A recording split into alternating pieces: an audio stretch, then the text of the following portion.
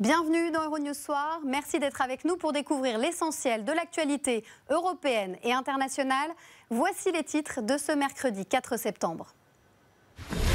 Après une humiliante défaite sur sa stratégie de Brexit, Boris Johnson engage un nouveau bras de fer avec le Parlement britannique. Les tout derniers développements dans ce journal. L'Italie se dote d'un nouveau gouvernement après un mois de crise politique. Il sera porté par une majorité réunissant les anciens partis ennemis, sociodémocrates et mouvement 5 étoiles. Et puis cette étude alarmante selon laquelle tous les Français, en particulier les enfants, ont dans leur organisme 6 polluants quotidiens dont on connaît encore mal les effets. Certains sont des perturbateurs endocriniens. On terminera ce journal avec un hommage au photographe allemand de mode Peter Lindbergh, considéré comme un pionnier dans son art. Il s'est éteint à l'âge de 74 ans. C'était donc une journée encore très intense autour du Brexit à Londres, au lendemain d'une humiliante défaite de Boris Johnson sur sa stratégie pour sortir de l'Union européenne. Des manifestants anti-Brexit se sont réunis autour du Parlement où les débats se sont poursuivis ce mercredi. Voici les derniers développements. L'ambiance est électrique ce mercredi après-midi au sein du Parlement britannique. L'opposition va tenter de voter un texte pour obliger le Premier ministre à demander un report du Brexit, normalement prévu le 31 octobre. Boris Johnson, qui a perdu sa majorité absolue la veille, menace de convoquer des élections anticipées si cette loi est votée. Dans le même temps, le chef de l'opposition, Jeremy Corbyn, l'accuse de n'avoir aucun plan pour négocier avec Bruxelles. Je vais vous dire quelle est notre stratégie de négociation. Il s'agit de parvenir à un accord avant le sommet européen du 17 octobre et de faire sortir ce pays de l'UE le 31 octobre. Monsieur Corbyn peut-il maintenant confirmer qu'il autorisera les citoyens de ce pays à décider de ce qu'ils souhaitent lors d'une élection générale le 15 octobre, ou est-il effrayé ?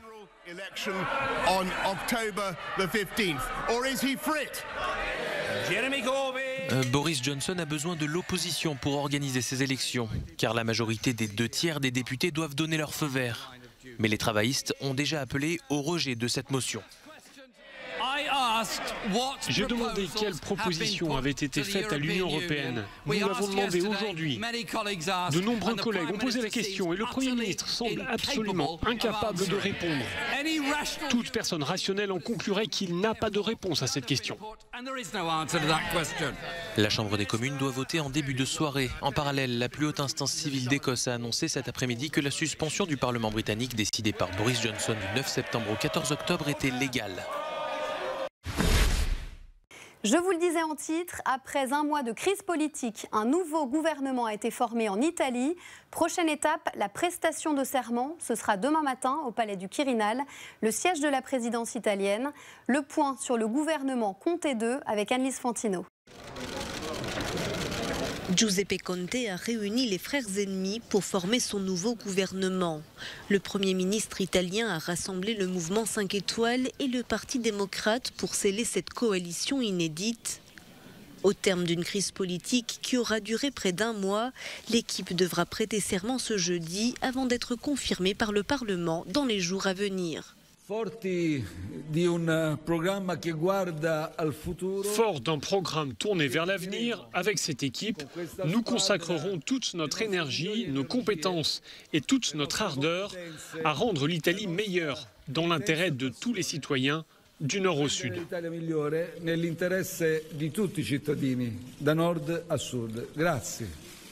Les poids lourds du centre-gauche et du mouvement 5 étoiles se partageront les principaux portefeuilles. Le Parti démocrate met la main sur l'économie et la défense, tandis que le M5S garde dans son escarcelle, entre autres, la justice et l'environnement. L'ancien vice-président issu de la formation populiste, Luigi Di Maio, sera le prochain chef de la diplomatie. Le ministère de l'Intérieur revient quant à lui à une ancienne préfète de Milan sans étiquette, Luciana Lamorgese. Nous nous devons de trouver des moyens de répondre au mécontentement. C'est en ces termes que la chef de l'exécutif de Hong Kong a annoncé le retrait définitif de son projet de loi sur les extraditions vers la Chine. À l'origine des 3 mois de contestation, elle espère désormais que cette annonce va aider la société à avancer. Olivier Peggy. À Hong Kong, la chef de l'exécutif a annoncé ce mercredi le retrait pur et simple du projet de loi sur les extraditions vers la Chine. Ce texte controversé a été le déclencheur de la contestation qui agite le territoire depuis le mois de juin. Pour faire cette annonce, Carrie Lam a adopté un ton plus conciliant que lors de ses dernières prises de parole. Elle s'est dit ouverte au dialogue tout en appelant à la fin des violences.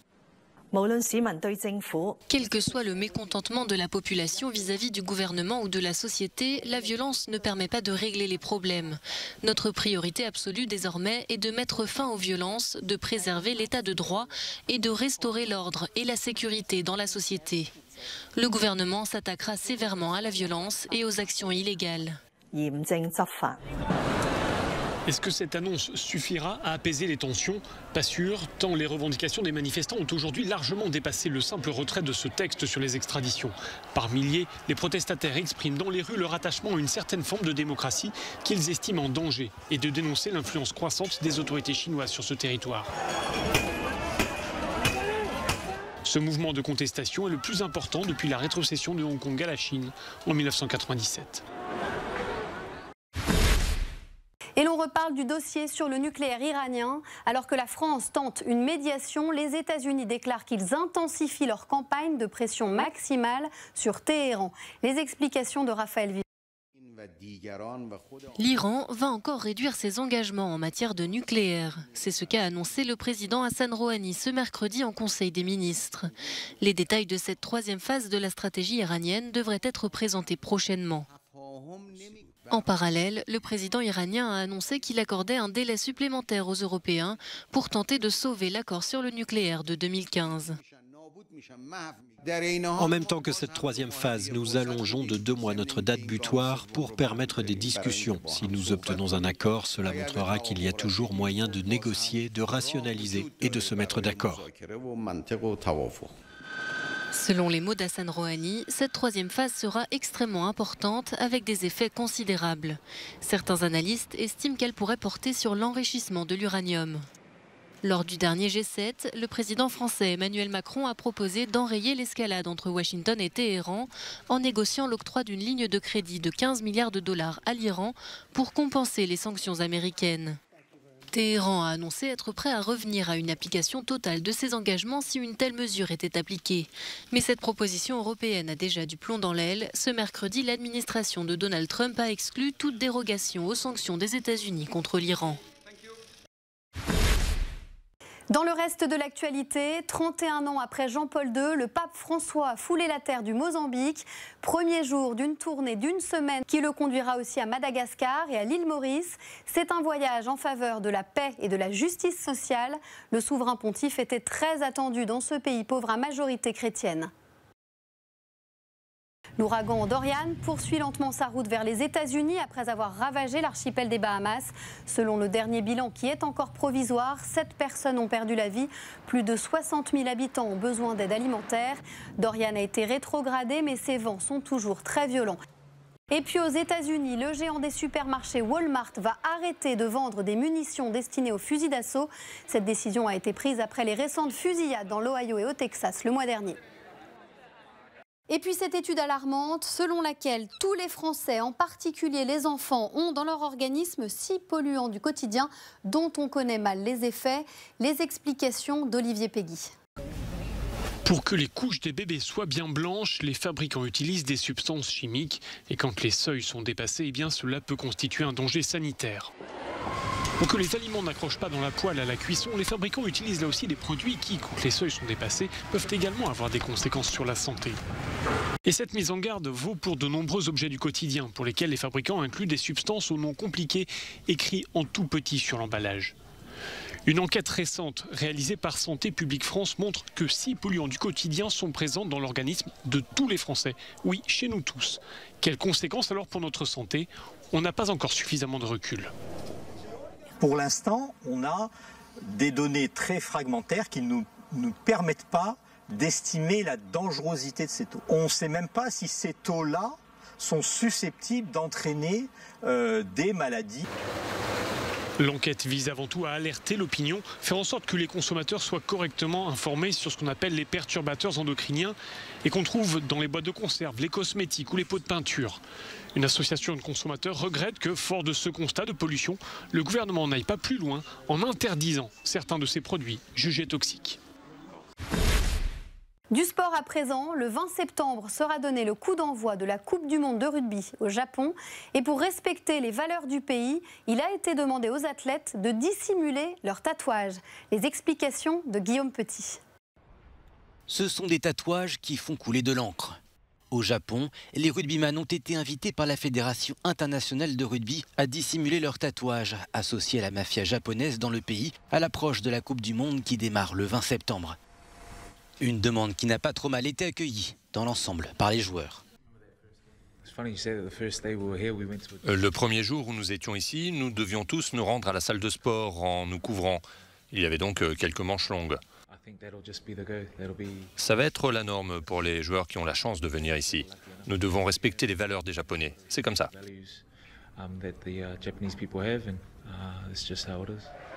Au Japon, exhiber ses tatouages est mal vu, interdit même dans les lieux publics. À Tokyo, ce tatoueur aimerait pourtant faire évoluer les mentalités. Ce sera une bonne occasion pour les étrangers de voir à quel point le Japon est strict en matière de tatouage, qu'ils soient bons ou mauvais. Je pense donc que les touristes peuvent être vraiment choqués et se dire « mais pourquoi ?» Si les joueurs ne sont pas invités à cacher leurs dessins lors des matchs, ils devront en revanche le faire dans des lieux publics, même si beaucoup commencent à faire preuve de plus de tolérance. En novembre 2018, la justice d'Osaka avait annulé une décision antérieure qui condamnait un tatoueur pour avoir exercé sans permis. Signe que certaines étiquettes peuvent arrêter de coller à la peau. C'est un grand nom de la photographie qui s'est éteint à l'âge de 74 ans. Peter Lindbergh a collaboré avec les plus grands magazines de mode. On lui doit d'innombrables clichés en noir et blanc de stars et de mannequins. Annelise Fantino. Son nom s'est inscrit dans la légende de la photo de mode. Peter Lindbergh est décédé ce mardi à l'âge de 74 ans. Allemand, originaire de Pologne, il a su renouveler le genre par ses clichés en noir et blanc, empreints de réalisme. Passé par les beaux-arts, le photographe se disait hostile aux stéréotypes et influencé par l'esprit industriel de la Ruhr.